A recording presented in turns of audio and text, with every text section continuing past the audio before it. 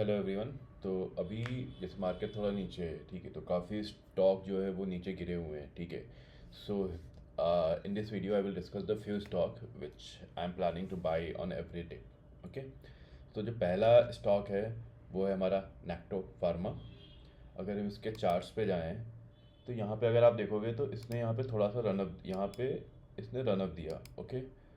उसके बाद यहाँ पे थोड़ा कॉन्सोलिडेट किया, इस फेज़ में ये थोड़ा साइडवेज गया, ठीक है। उसके बाद यहाँ से फिर इसने ऑलमोस्ट 50% के आसपास रनअप दिया, ठीक है। और अभी ये फिर थोड़ा सा नीचे आके अपने ऑल टाइम हाई से ये ऑलमोस्ट 70% नीचे आया है। फिर थोड़ा सा रनअप दे के अब यहाँ से ये साइडवेज भी जा सकता है, थोड़ा नीचे भी आ सकता है, ठीक है। तो ये टोटली डिपेंड किस टाइप का पैटर्न ये बना रहा है, ठीक है। अभी हम इसका अगर वैल्यूएशन की बात कर लें, ठीक है, अगर हम इसका वैल्यूएशन की बात करें, ठीक है, तो नेक्टो फार्मा का जो पी है, ठीक है, वो 16.11 है, ठीक है। वहीं पे जो हमारा सेक्टर पी है वो 37 चल रहा है, ठीक है।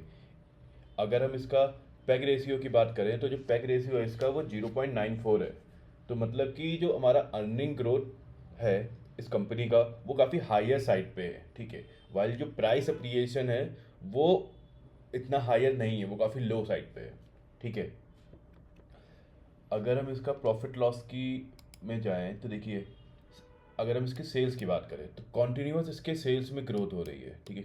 ईयर ऑन ईयर के बेसिस पे अगर आप देखें कॉन्टिन्यूस सेल्स में इसकी ग्रोथ हो रही है, ठीक है। और जो भी ट्रेलिंग 12 मंथ है उसका जो सेल्स है वो पिछले साल का भी ऑलमोस्ट पार कर चुका है, ठीक है। अगर हम ऑपरेशनल प्रॉफिट की बात करें तो ऑपरेशनल प्रॉफिट भी इसका ऑल टाइम हाई पे है, ठीक है। मतलब कि ये कंपनी ईयर जैसे यहाँ पे अगर देखिए आप कोविड टाइम पे थोड़ा सा इसका डाउन रहा प्रॉफिट, बाकी हर समय आपको इसके प्रॉफिट में ग्रोथ ही दिखेगा। अगर हम कंपाउंडेड सेल्स ग्रोथ की बात करें, ठीक है, तो 10 ईयर का अगर कंपाउंडेड सेल्स ग्रोथ देखें वो 18% है, ठीक है। इवन प्रॉफिट ग्रोथ भी कंपाउंडेड कंपाउंडेड प्रॉफिट ग्रोथ भी 10 ईयर का 30% है, ठीक है। और स्टॉक प्राइस का जो कैगर है 10 लास्ट 10 ईयर का वो भी 18% है। सो it's a very good. Okay, it's a very good, ठीक है। अभी अगर हम इनके उसमें आए, इनके नोट्स में अगर हम यहाँ पे इनका देखें तो इनका जो ये है रेवलीमेड remain a significant revenue driver management except to capture up to 1/3 of the market by January 23।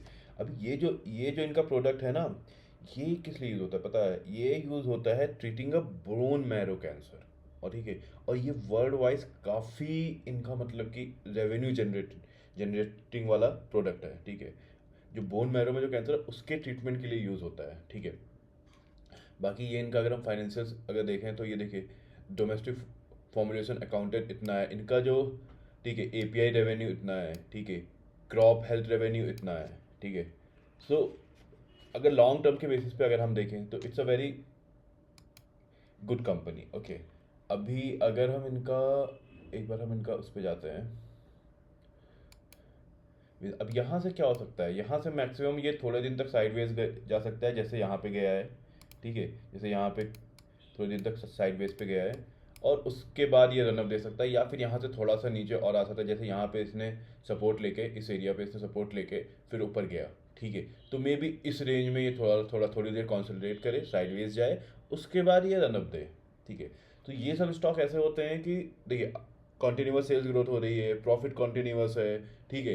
Everything is good, compounded sales growth भी काफ़ी अच्छा है, कंपाउंडेड प्रॉफिट भी काफ़ी अच्छा है। तो ये सब सेल्स क्या होते हैं, जब भी नीचे आए अपने टॉप से 15% के आसपास अगर नीचे आ रहे हैं तो आप इसमें थोड़ा सा इन्वेस्ट करो, this is a long term bet, okay. और अभी ये स्मॉल कैप कंपनी है, ठीक है। It's a small cap company, खाली 26 करोड़ की कंपनी है, ठीक है। और so it's a very good बेट।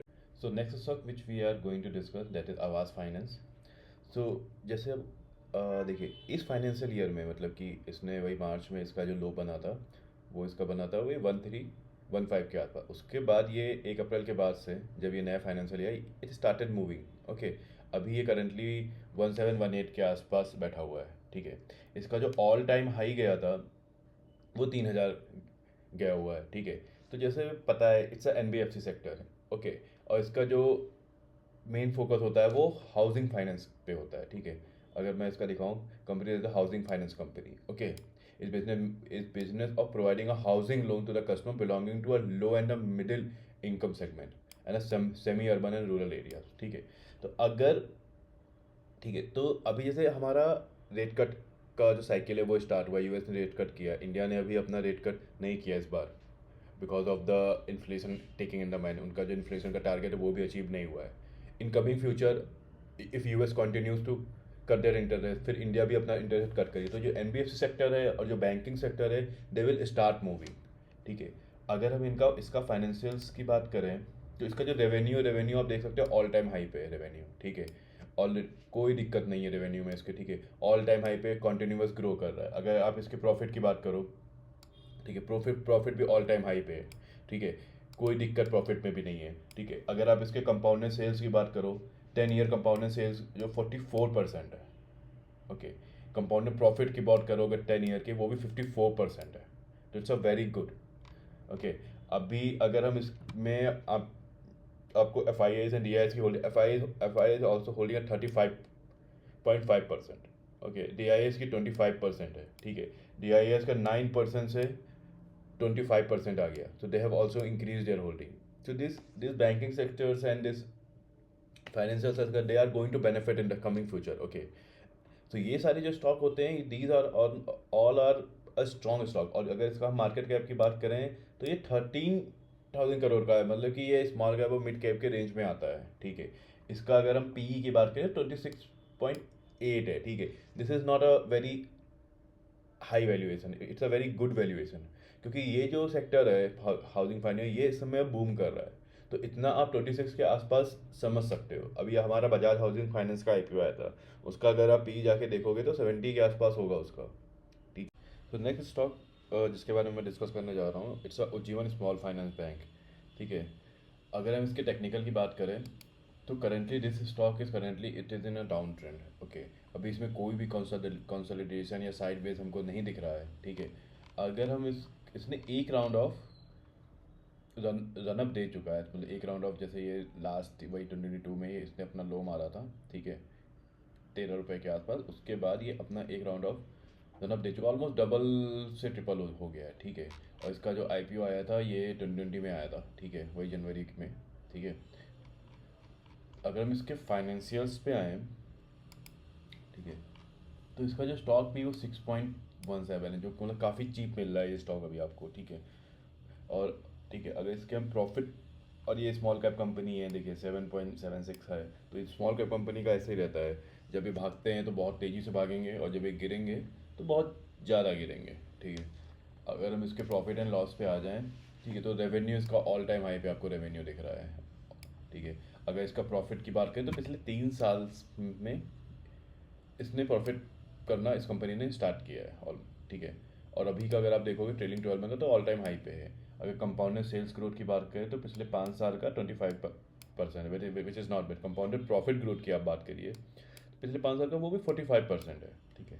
अगर हम इसके एनपीए की बात करें, क्योंकि बैंक में वही ज़्यादा इंपॉर्टेंट रहता है, ठीक है, तो वो भी 1 से नीचे ही है, ठीक है। पहले इसका था 2.6 से 3.29, लेकिन वो गिरते गिरते आ गया है 0.41, ठीक है। अभी इस कंपनी का जो रिजल्ट है वो आने वाला है 24 अक्टूबर को, विच इज़ द मेन, मतलब कि वहाँ पे डिसाइड होगा कि ये स्टॉक फर्दर इसका मूवमेंट किस साइड रहेगा, ठीक है। अगर मैं इसके टेक्निकल पे जाता हूँ एक बार, ठीक है, तो मेरे को जो समझ में आ रहा है कि अभी ये पूरा ग्राउंड ट्रेड में है, ठीक है। अभी इसमें एंट्री लेना सही नहीं होगा, ठीक है। But keep this stock in your watch list. एक बार जब इसका साइडवेज मूव होता है, ये थोड़ा कंसोलिडेट करता है साइड में, उसके बाद ये अपना अप मूव दे सकता है। अभी हमारे जितने भी बैंकिंग स्टॉक्स है, मतलब जितना भी हमारा प्राइवेट बैंक है, ठीक है, किसी ने अभी एज सच गुड रैली नहीं दिया है, ठीक है। मतलब कि पिछले 1 साल में देखें तो पीएसयू बैंक ने अच्छा रैली दिया है, लेकिन जितने भी प्राइवेट बैंक हैं उन्होंने रैली नहीं दिया। So once the private bank start giving the rally, okay, so this stocks it's a small cap, this stock is definitely going to do well. अगर हम इसके बिजनेस की बात करें तो इनके जो प्रोडक्ट्स वगैरह हैं, ये बिजनेस इनका काफ़ी अच्छा है, ठीक है। अरे gold gold loan, home loan, ठीक है, इंश्योरेंस, ठीक है, फॉरेक्स वगैरह वगैरह, ठीक है, सब कुछ करते हैं ये, ठीक है। अभी अगर हम इनका फाइनेंशियल्स में अगर इनके जो पीयर कंपैरिजन हैं, ठीक है, ये, ठीक है, उसमें अगर हम देखें तो इनका पी सबसे कम है, इनका जो पेग रेशियो है वो भी 0.14 है, ठीक है। सो it's a very promising company. बस ये है, हमें थोड़ा वेट करना है, वंस इट स्टार्ट कंसोलिडेटिंग उस टाइम पे हमें इसमें एंट्री लेना है, okay. So if you like my video, please share with your friends and do subscribe my channel for more such content. Thank you very much.